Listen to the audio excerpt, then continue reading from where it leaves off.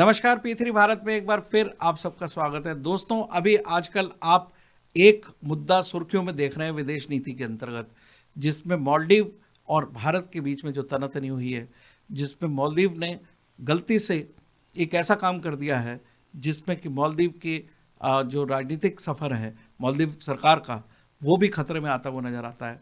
आइए चलते हैं कि क्या जो मुद्दा सामने दिख रहा है टूरिज्म का, वही मेन विदेश नीति का मुद्दा है या पहले से कहीं एक सोची समझी स्ट्रैटेजी थी जो एक बड़ा रूप ले चुकी है। सक्सेना साहब, अभी आपको लग रहा है कि मोदी जी ने अपने देशवासियों को लक्षद्वीप में जाकर एक सिंपल सा मैसेज दिया। लक्षद्वीप एक अच्छा द्वीप है और देश की जनता को टूरिज्म के लिए यहाँ पर आना चाहिए जी। और इस बात को करते करते उन्होंने केवल अपने देश को संबोधित किया था जी, लेकिन मालदीव गलती कर गया। उनके सरकार में बैठे हुए लोगों ने स्टेटमेंट अभद्र भाषा का इस्तेमाल किया, जिससे न केवल सरकार, भारत सरकार नाराज हुई, बल्कि जनता का सेंटिमेंट भी साथ चला गया। देखिए, इसमें सबसे इम्पोर्टेंट बात है, दो भागों में आप बांटा हुआ ऐसे देखिए। एक तो ऑफिशियली जो सरफेस पे दिख रहा है वो तो टूरिज्म को लेके है, टूरिज्म को। दूसरा पार्ट है चीन का विस्तारवादी उपनिवेशवाद, आर्थिक उपनिवेश के रूप में उसने मालदीव को बनाया हुआ है और इंडिया उसके इंटरेस्ट को किल कर रहा है, तो वो एक अलग मुद्दा है। मैं फिलहाल शुरू करता हूँ टूरिज्म वाले से। जी।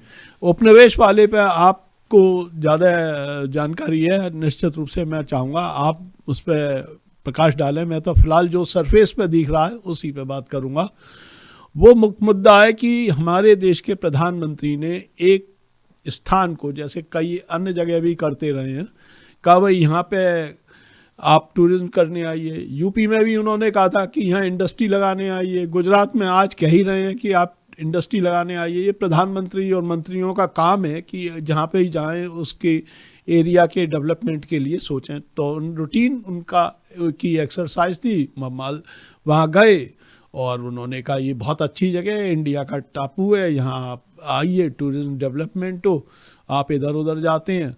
अब इससे उन्हें लगा कि यहाँ अगर डेवलपमेंट हुआ तो मालदीव वालों को लगा कि हमारा इंटरेस्ट किल होगा। इनको इंडिया बहुत बड़ा बिजनेस कंट्रीब्यूट करता है टूरिज्म सेक्टर में, तो उनने रिएक्शन दे डाला, जाने अनजाने जो भी रही हो। मैं समझता हूँ ये शब्द जो आपने रिएक्शन दिया है, एक्शन के बदले में रिएक्शन होता है।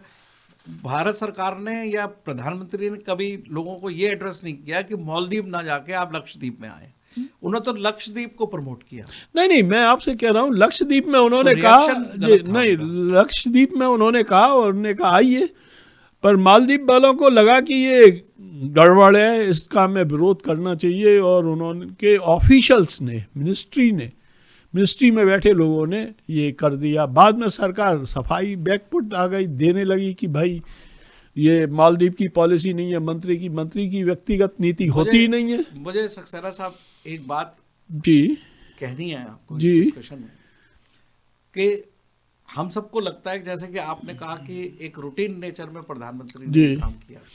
मैं आपकी इस बात से एग्री नहीं करता। ओके, अगर आप वस्तु स्थिति को गहराई पर जाके देख के लें तो एक्चुअली भारत सरकार का मालदीव पर वर्कआउट चल रहा था जी। अच्छा, मालदीव में अभी हाल ही में सरकार बदली है जो भारत के फेवर की नहीं सरकार है और चाइना बैक्ड है। और वो जितनी जो सरकार आई थी वो इसी मुद्दे पर आई थी कि इंडिया आउट कैंपेन के, यानी कि इंडियन आर्मी जो वहाँ पर थी हम उनको वहाँ से हटाएंगे, और उस मुद्दे पर वो जीत के आए थे वहाँ पर। तो यानी कि टोटल एंटी इंडियन माहौल बनाने की क्रिएट कर दिया था। जबकि प्रैक्टिकली समझें कि मालदीव ने ये काम करके अपने पैरों पर कुल्हाड़ी मारी थी, क्योंकि भारत एक ऐसा देश है जो मालदीव को अपना दोस्त मित्र मानते हुए, दोस्त देश मानते हुए हमेशा मददगार रहा। जो मालदीव के टापू हैं, जितने भी द्वीप हैं, उसको डेवलप करने में, रिजॉर्ट्स को डेवलप करने में इंडियंस का हाथ है, हमारी इंडिया कंट्री का हाथ है जी। हमारी कंट्री ने उनको फाइनेंशियल फंडिंग भी कर रखी है जी। यानी कि जिस द्वीप पर वो अपना वो दिखा रहे थे जी। कि हमारे द्वीप आपके लक्षद्वीप से ज़्यादा अच्छे स्वच्छ हैं, जी। वो कमोवेश हमारे इंजीनियर्स नहीं बनाए हैं। हाँ, और मैं आपको ये सूचना देना चाहूँगा कि मालदीव की जो टोटल जीडीपी है उसका 55% के नियर अबाउट टूरिज्म से ही आता है। जी हाँ, और जिसमें मैक्सिमम कंट्रीब्यूशन इंडियंस का है। तो गवर्नमेंट इस पर वर्कआउट कर रही थी कि मालदीव ने जो स्टैंड लिया, और मालदीव ने आते ही नई सरकार ने इंडियन आर्मीज को वहां से मना कर दिया कि वो स्टे नहीं कर पाएंगे। जी। तो सरकार के लिए एक सदमा था। तो सरकार ने जब उसको वर्कआउट किया तो ये आपको लग रहा है कि रूटीन नेचर में प्रधानमंत्री ने किया, वो तो जनता के समर्थन से ऐसा नजर आने लगा है कि टूरिज्म ही पार्ट है। जी। लेकिन मैं समझता हूं कि एक विदेश नीति का पार्ट था प्रधानमंत्री का कि मालदीव को किस तरह से टैकल किया जाए। मालदीव को टैकल करने का मतलब ये था कि एक वास्तव में चैलेंज भी थ्रो किया ऐसी कंट्री को मालदीव ने, जिस कंट्री ने उसका हमेशा साथ दिया उसके टूरिज्म में और उसकी इकोनॉमिक डेवलपमेंट में, और वो चाइना की गोद में जाकर बैठ गया। तो ऐसी स्थिति में गवर्नमेंट ऑफ इंडिया क्या करती? तो गवर्नमेंट ऑफ इंडिया ने सबसे पहला जो स्टेप उठाया था, नॉर्मल जिसे आप रूटीन नेचर कह रहे थे, वो स्ट्रेटेजिक था प्रधानमंत्री का। जी। अच्छा अच्छा। कि मालदीव की जो टूरिज्म की कमर हम अगर तोड़ दें तो वहां पर चाइना भी क्या कर पाएगा फिर, जब उसको चाइना के इंटरेस्ट भी किल होंगे, जब इकोनॉमिक कंडीशन खराब होगी तो चाइना भी क्या कर पाएगा। और मालदीव को समझाने के लिए कि आप हिंदुस्तान के साथ बिगाड़ने के साथ आप चाइना के साथ दोस्ती करते में अपनी इकोनॉमी खत्म कर देंगे। तो ये एक विदेश नीति थी, और विदेश नीति में मालदीव अपनी गैर समझदारी से, क्योंकि मुझे लगा है वो परिपक्व राजनीतिक नजर नहीं आया, उन्होंने बिना कैलकुलेटिव मैनर के कर दी और चाइना के बहकावे में कर दी। तो मोदी गवर्नमेंट को बेनिफिट मिला, जबकि वो, मैं आपको फर्मली कहना चाहता हूं कि मोदी साहब ने लक्षद्वीप जाकर एक लक्ष्य साधा था जी कि मालदीव की टूरिज्म इकोनॉमी को डिस्टर्ब करना है, क्योंकि उन्होंने हमारे खिलाफ जो है चाइना के साथ दोस्ती करके एंटी इंडियन माहौल बनाया वहां पर, जबकि हम उनके हमेशा मददगार थे। वो स्ट्रेटजी में करते करते मालदीव ने खुद अपॉर्चुनिटी दे दी उनको कि वो पूरे विश्व में लोगों को क्रिटिसिज्म करना पड़ा। अभी आप हाल ही में सुनिए कि मालदीव की ये पोजीशन हो गई है कि उन्होंने अपने 3 मंत्रियों को तो निलंबित किया जी, और साथ साथ राष्ट्रपति ने उनके भारत सरकार से मिलने का समय मांगा है कि मैं भारत में आना चाहता हूं, तो शायद उनको समय नहीं मिलेगा। और दूसरी चीज यह है कि एक नई व्यवस्था, जो भारतीय सहयोगी पार्टीज थी मालदीव में जो हार गई, वो फिर से ताकतवर होकर उभरी हैं और अविश्वास प्रस्ताव होने जा रहा है।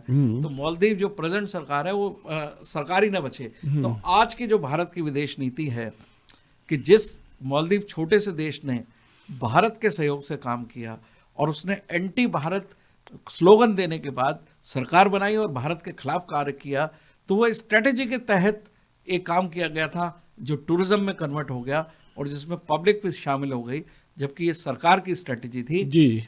तो आइए देखते हैं कि आने वाले समय पे जी चाइना की स्थिति क्या होगी मालदीव में, क्योंकि जिस तरह से मालदीव के राष्ट्रपति समय मांग रहे हैं, तो ऐसी स्थिति में भारत सरकार को बार्गेनिंग करने का मौका मिलेगा उस सरकार के साथ कि आप हमारे रिश्तों के कॉस्ट पर चाइना से संबंध नहीं रख सकते तो शायद मालदीव को वापस हमारे पाले में आना होगा और निश्चित रूप से भारत को बड़े भाई की हैसियत से देखना होगा और निश्चित रूप से भारत की एक विदेश नीति पूरे संसार में सफलतम झंडे गाड़ रही है। और ये मैं समझता हूँ कि मोदी साहब एक जीवन में बहुत भाग्यशाली हैं कि वो कुछ करने जाते हैं उसमें विपक्ष के लोग खुद ही मुद्दा दे देते हैं। विपक्ष यहाँ पर मालदीव सरकार है और उन्होंने खुद ही मुद्दा दे दिया है, जो पूरा विश्व न केवल हमारा देश लेकिन पूरा विश्व जो है भारत के साथ खड़ा हो गया है कि मालदीव की सरकार ने गलत किया है। तो आइए देखते हैं आने वाले समय पे मालदीव किस तरह से भारत के साथ कदम ताल मिलाता है। धन्यवाद।